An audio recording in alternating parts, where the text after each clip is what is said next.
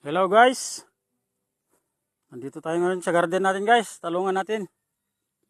Ayan, bilis nila lumaki guys oh. May mga bulaklak na sila oh. Ayan po, namumulaklak na sila guys. Sakto-sakto yung timing ng panahon guys. Umulan. Ayan oh, ganda ng bulaklak niya guys na lumalabas oh.